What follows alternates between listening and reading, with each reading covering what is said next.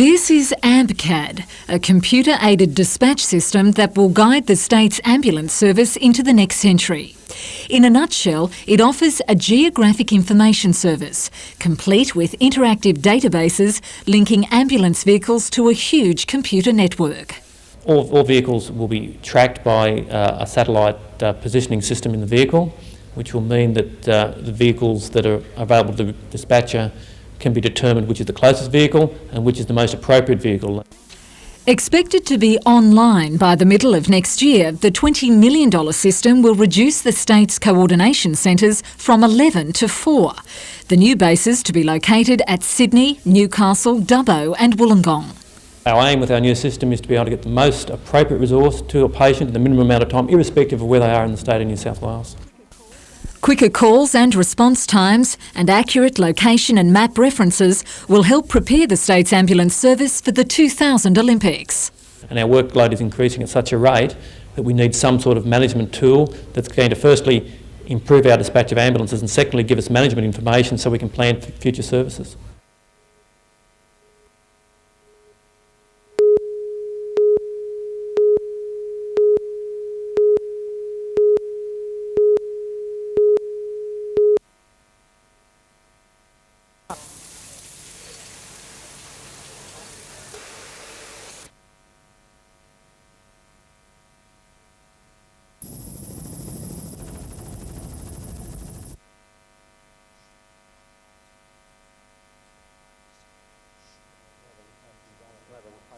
Never replace my brother ever.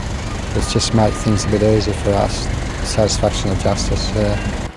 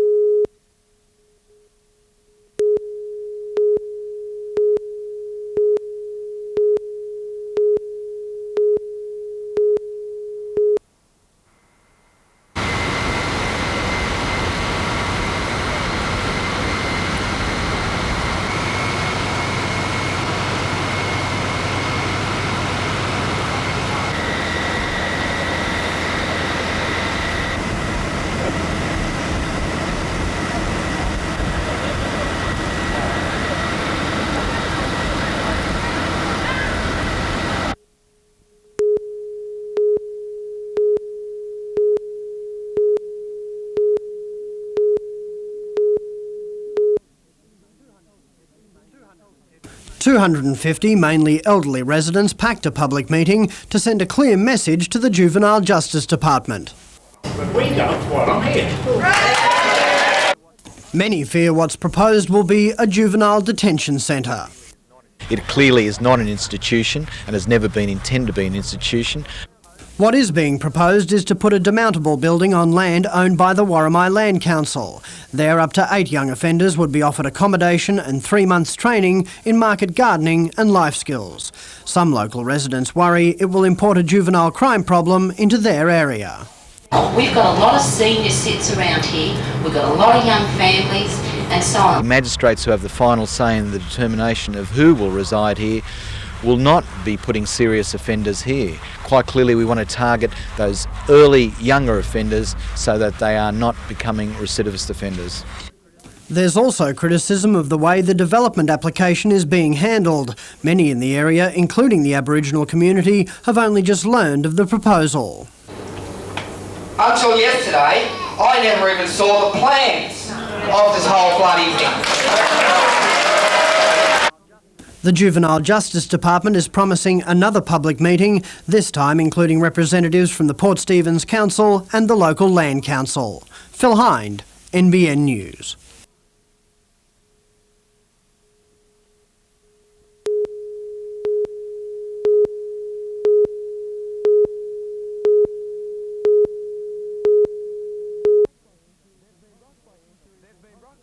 They've been rocked by injuries and controversy, but the country squad is now complete, although the starting lineup is far from set. Well, I've got the team and the selectors have agreed we're going to have to change it around. The starting lineup, I might know till Friday morning, and that's been straight down the line. Captain Paul Harrigan will be there despite debate over his selection. Radonigus has little doubt Chief will rise to the occasion. He wants to play football. He loves to represent.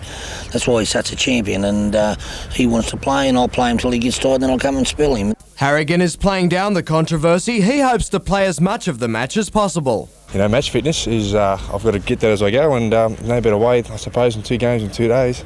For some, Friday will be a new experience. Matthew Gidley has won fresh face to senior representative football.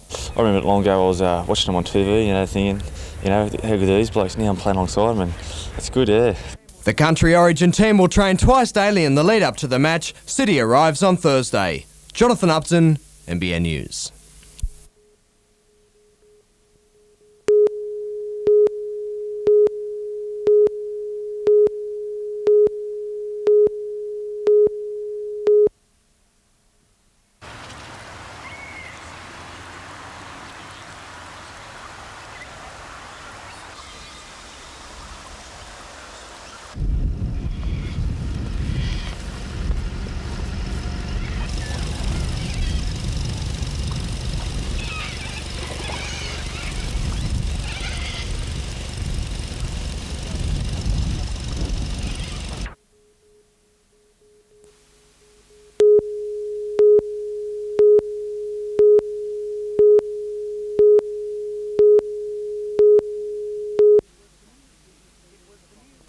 It was the news business leaders had longed to hear. Figures from the Hunter Valley Research Foundation show a strengthening local economy late last year has carried through into 1997. Leading the charge is the building industry, particularly commercial construction. Fed by low interest rates, non-residential approvals are up 70% after a 2-year slump. On the employment front, the number of new jobs grew by more than 9% in the March quarter. However, the number of people looking for work also grew, meaning the region's unemployment rate stayed relatively steady. The area of main concern is a continuing weakness in both consumer and business confidence. Unemployment is still high in the Hunter. Now that tends to make people a little bit nervous about the future, and that's one of the impacts I think that's been affecting people's confidence. The Hunter Valley's export industries continue to surge ahead, particularly coal and aluminium.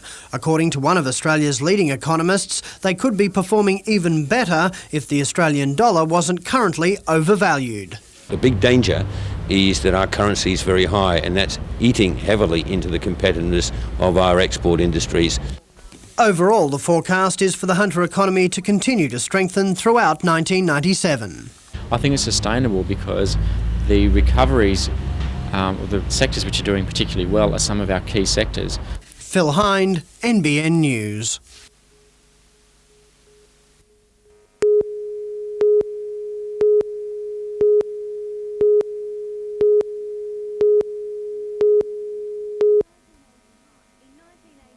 In 1989, Lake Macquarie Council had approved plans for an $800 million integrated resort development on 700 hectares of land at Pinny Beach.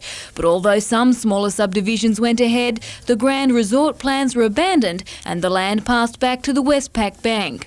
With the land now up for sale, Westpac has been accused of ignoring important development conditions in its tendered documents. It may lead to disputes and whatever, and people might have the false impression of what they can and can't do at Pinny Beach. Back in '89, Council zoned the land specifically for an integrated resort that would include 2 golf courses, marina, conference facilities, 5-star accommodation and minor housing. As part of the requirements, a $3.5 million road interchange from the Pacific Highway had to be built to avoid increased traffic flows through local streets. Residents fear the omission of these conditions could allow a developer to forego the investment-heavy resort plans, ruling out jobs and increased tourism, to simply subdivide the land. A developer could feel that he developed the housing only and not carry ahead with the interchange, or the integrated resort, and we feel that's what the zonings were there for and that's what we want to see. Simone Cobb, NBN News.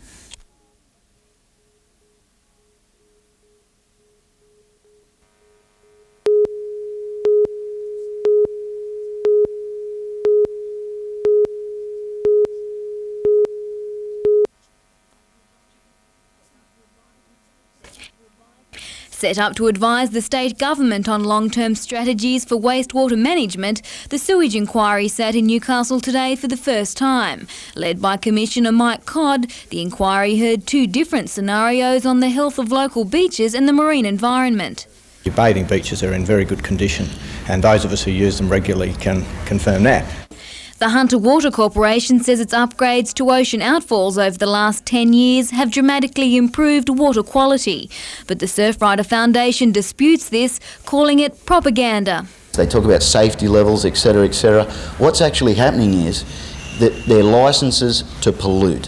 What is the maximum we can go before people will die, and they work to those guidelines. Nobby Edwards claims American studies have proven that any sewage discharge into oceans is unhealthy, but David Evans says comprehensive monitoring proves that's simply not true. They tell us that the beaches very easily meet the National Health and Medical Research Council guidelines. The corporation outlined its 5-year environmental improvement plan that will see $60 million spent on upgrading inland sewage treatment plants. Mr Evans says the new focus will help restore the health of sensitive inland creeks and rivers. Simone Cobb, NBN News.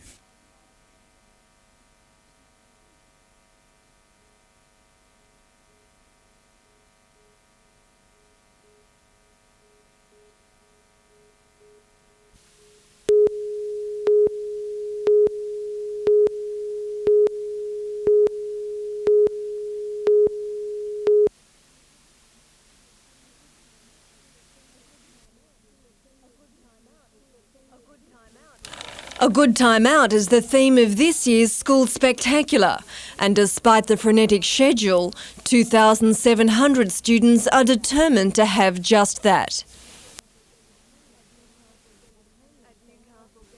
At Newcastle's Entertainment Centre, 105 schools from throughout the Hunter and Central Coast rocked up for the first group rehearsal of Starstruck. For many students, it's their first time on stage, and producer and director John Deacon says fans are in for a surprise. Non-stop, in other words, even the parts where we have compare, we have music, so the whole thing is linked together in one form. In its 5th year, Starstruck will feature a series of images about entertainment over the years. Snapshots that organisers say will bring back memories. It's going to take a lot of people back to the days of the Palais, to the days of going to the movies and the drive-in. It's going to have moving stages all over the place, many large props. For the teachers, some frantic last-minute changes. With only one more group rehearsal before the show begins on the 11th of June, there's not much time to bring this to this. Sarah Griffiths, NBN News.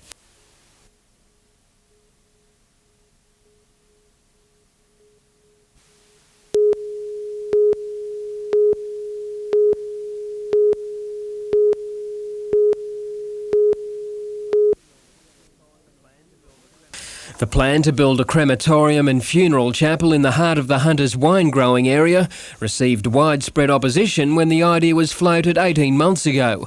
Despite the opposition, Cessnock Council gave the go-ahead for the facility midway through last year.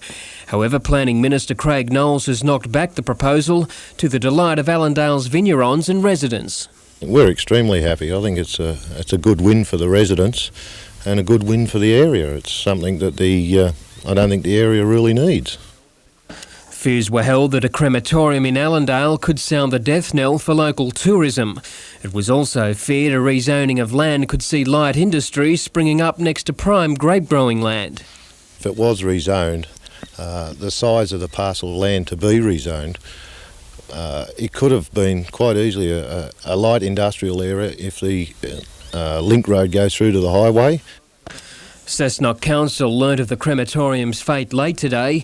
Mayor Merv Pine says the developer may look at other sites. Blake Doyle, NBN News.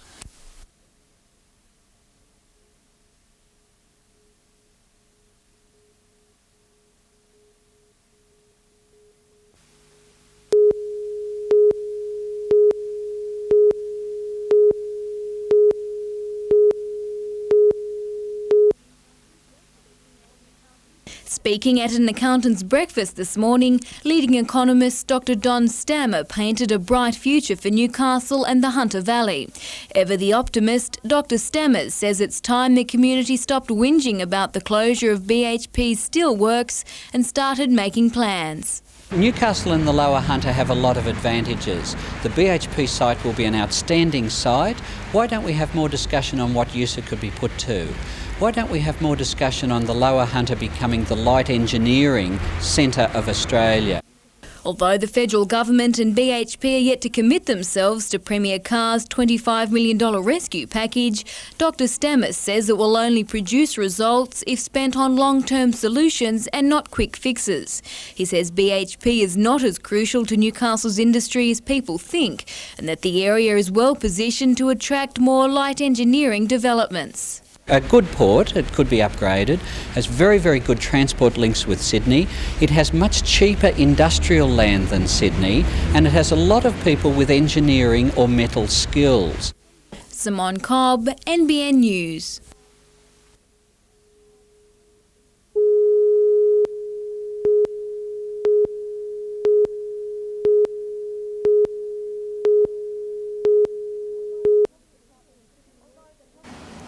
Although the health department's given the oyster industry the all clear, it's still reeling from the after effects of the Wallace Lake contamination saga. But it's not just the oyster growers who are suffering. Sales for seafood are also down. Tourist operators are also paying the price, a major downturn in their industry affecting the whole community. Even things like bread suppliers, retail shops in the main street, and that flows through also very strongly into employment. One of these businesses directly affected is restaurant owner Debbie Feeney. As a direct result, Mrs Feeney has had to close down the takeaway section of her restaurant. Got to the stage where, you just cannot keep it open when it gets down so low that you can't afford to pay the staff. To help allay fears surrounding the safety of the lake and its seafood, Great Lakes Tourism has joined with the Council and the Chamber of Commerce to launch a promotions campaign. Firstly, we want to get the residents behind us, give a strong notice to the state government that this community is hurting, they are united and they're looking for a lot of help. The Fight Back campaign will be officially launched at a public meeting tonight at the Foster Memorial Services Club. Tanya Carlisle, NBN News.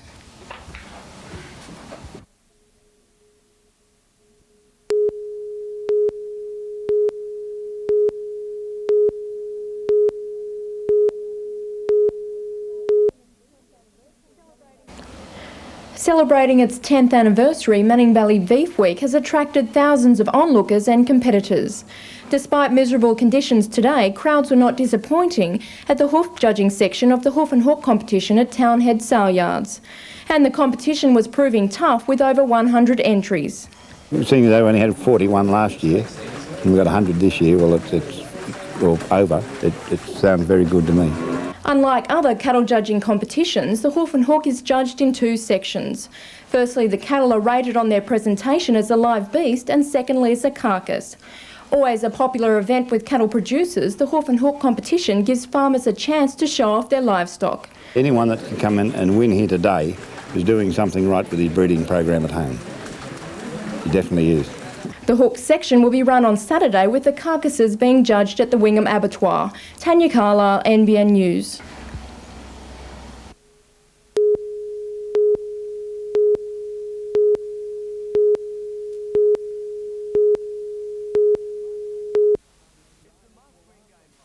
It's a must-win game for Hunter tonight. Equal last on the Super League ladder, the club needs a victory to keep in touch with a bunched top five. We're a chance. Every game's different, and this one will obviously be rain affected, but we're in with a big chance.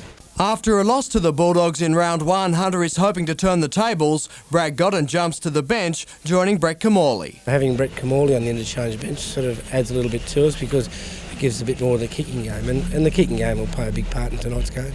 All the action on NBN tonight from 9:30.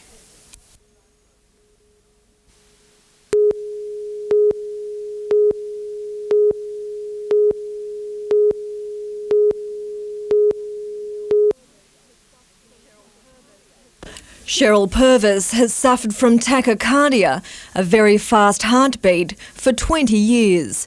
a debilitating condition that's left her unable to work or drive. It hits quite suddenly, and usually you feel quite sick in the stomach, your heart's going very fast and you start perspiring.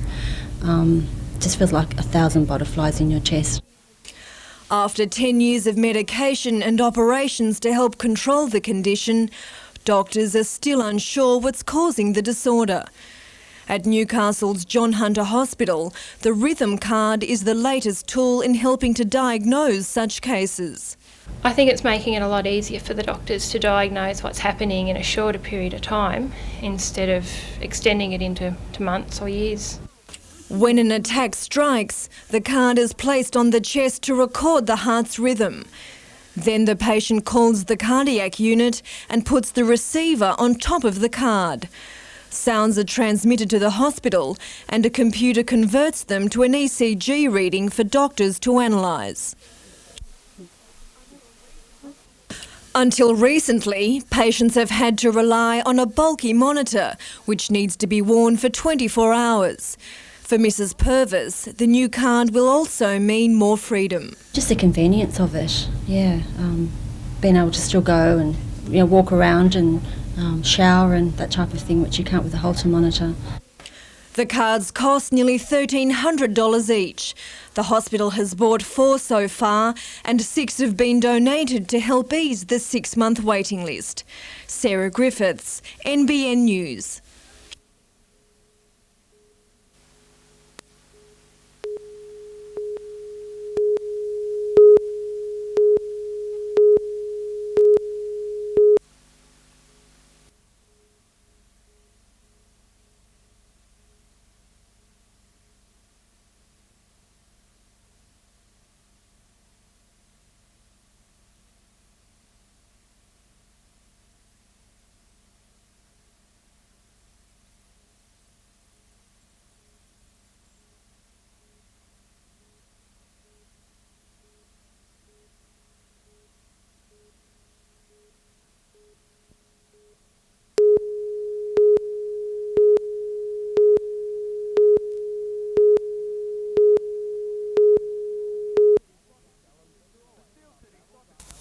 The Steel City Soccer Challenges are always tough battles. After being beaten on penalties in 1995, Northern New South Wales hit back last year to win 3-2. Another close match looms tomorrow. Ground conditions at Topper Stadium is forced to move to Blacksmiths Oval. The challenge puts a rest to the NBN Soccer League, although there is one match to be played. Broadmeadow hosts East Maitland on Sunday in a rescheduled game from round 5. More postponements in the Newcastle Rugby League. The West's Waratah game has been called off. There is one game tomorrow, while on Sunday Lakes host Maitland, Cessnock meets Toronto, and at Marathon Stadium Souths play Curry. The Knights also take to their home ground this weekend, but not against an ARL side, instead themselves. The first meet the seconds in a trial game. And with the Newcastle Rugby Union engaged in the Steel City Challenge, Series 8 of the Premiership will be played on Sunday. University plays Merewether Carlton, Maitland meet Wanderers, Eastern Districts host Singleton, while Muswellbrook tackle Hamilton. Jonathan Upton, NBN News.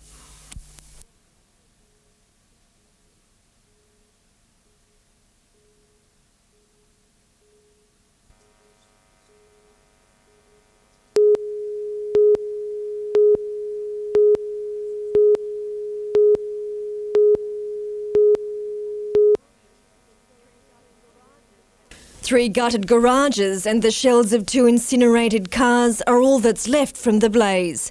At around 5 this morning, residents of the Palms in Halcyon Street were woken by the sound of an explosion. Resident Terry Renshaw says he looked out and saw flames shooting into the sky.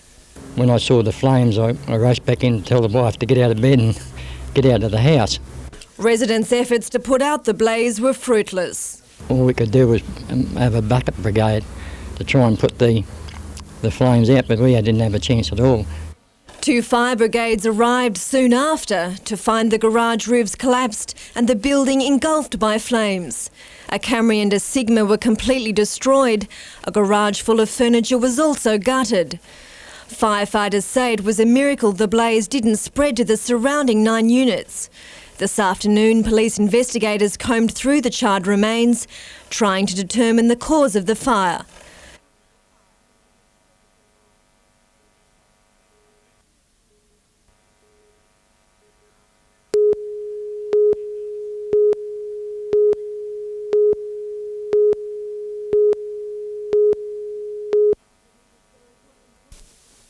There are grand plans for this familiar site on Industrial Drive at Mayfield West.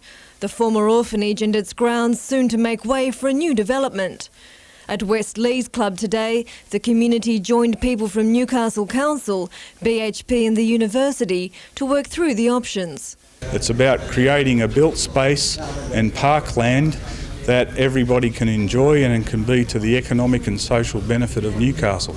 The 12-hectare site is part of BHP's Steel River project and councillors keen to see it used more productively. Ideas mooted at the think tank include parkland, a mixture of commercial and light industrial buildings and a solar-powered community education centre.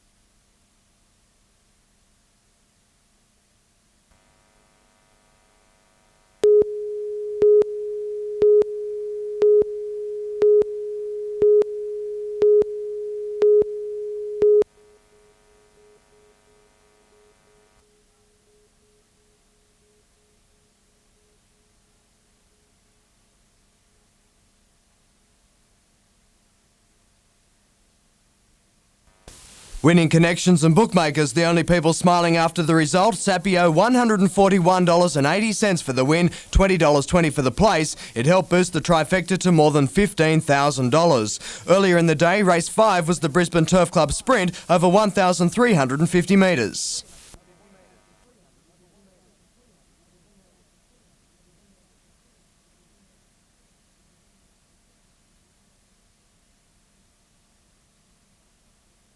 And healthy returns for Poetic King, $12.90 and $3.10, $1.80 for Chief De Beers and $4.10 for Confiscate, the trifecta $936.40. The highlight of racing in New South Wales was at Randwick, where the feature event was the 6th event, the Flying Welter Open Handicap over 1,800 metres.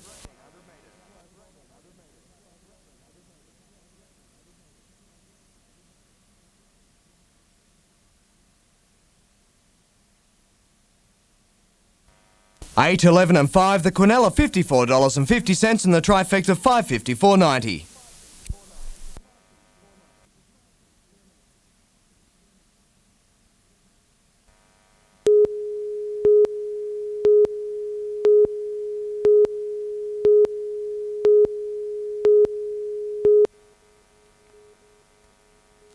Training with a difference at the Knights' home ground this morning, the first pitted against the seconds in a semi-formal match. Watched by a handful of supporters, the sides impressed with all of the usual flair. The result wasn't important, but for the record, the first did just as they should by crossing several times. A lot more at stake this afternoon at St John Oval at Charlestown for the Butcher Boys battle with North Nelson Bay. After missing the last 2 weeks because of washouts, the locals were a bit rusty in the first half and trailed 16-2. But the Butcher Boys started the second term a different side, and after only a couple of minutes they fooled everyone except the referee. Centimetres short on the first attempt, Central Charlestown crossed in the next play to bring it back to 16 points to 6. Mark Golden added the extras for the home side to make it an 8-point ball game before North Nelson Bay hit its straps again, only to see Central scramble in defence. The Marlins had many second-half chances, but most of them slipped away until Darren Barrett held onto the ball to put the visitors back in control. Central had all but thrown in the towel, but the Bay wasn't finished. Craig Foggo finished on the end of a neat chip to put the Marlins up by 18. Before the winger then turned on the pace and found his teammates in support, North Nelson Bay running away to a 36-8 victory. It was the club's fourth win this season and Central's fourth loss.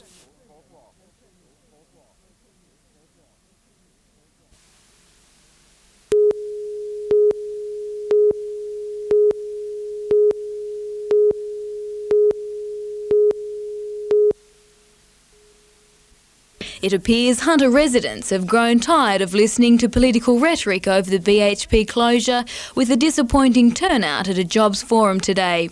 In his first visit to the region as the Federal Shadow Minister for Employment and Training, Martin Ferguson accused the federal government of sitting idly by while jobs were being lost. Hard on Howard but soft on solutions, Mr Ferguson says more government intervention is needed to create jobs. He is about industry development and helping regions. He has to front up BHP and try and rescue the steel industry, but more importantly, he has got to become part of a community campaign aimed at attracting industry to this region. Mr Ferguson believes the Car Labor government's plans to privatise the electricity industry will only add to the region's dole queues. 80% of the state's power is produced in the Hunter. He says his state counterparts have got their priorities wrong. The Labor way is to focus on jobs and job security. That is the message to the New South Wales government. Simone Cobb, NBN News.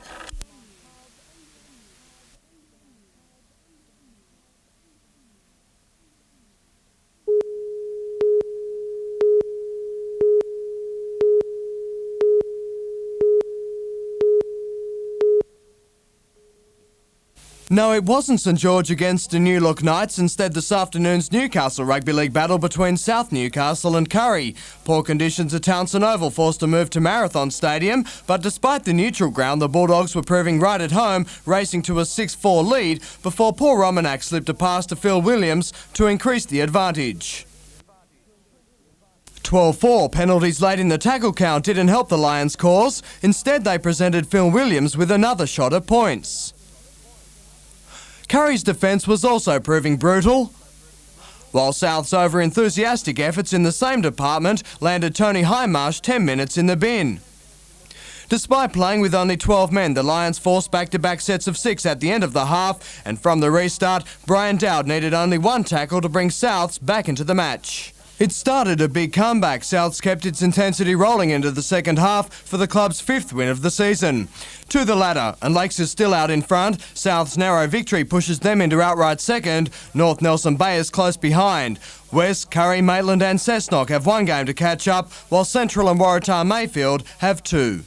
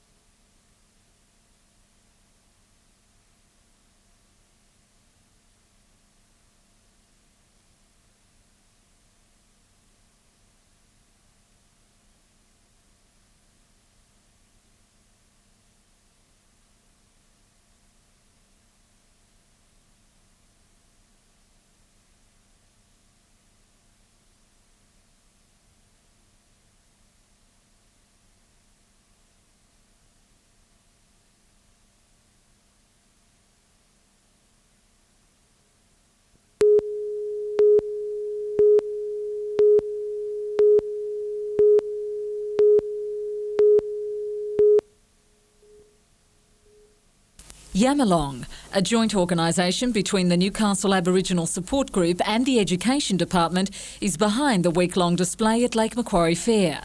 Students have been encouraged to write about their hopes and dreams and Aboriginal people they admire. At the end of the year, hopefully we'll get a book compiled, so it'll be a research, a valuable resource for all of the schools and our community.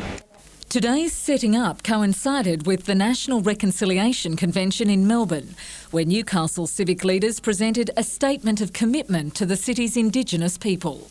The true sense of reconciliation is really getting to know people, really getting to know, I think the key to the whole gammon is really education. And another presentation in Newcastle today, a blueprint for the region's future signed by 11 community leaders. The statement of direction outlines priorities and policies on a wide range of issues and is on display at City Hall.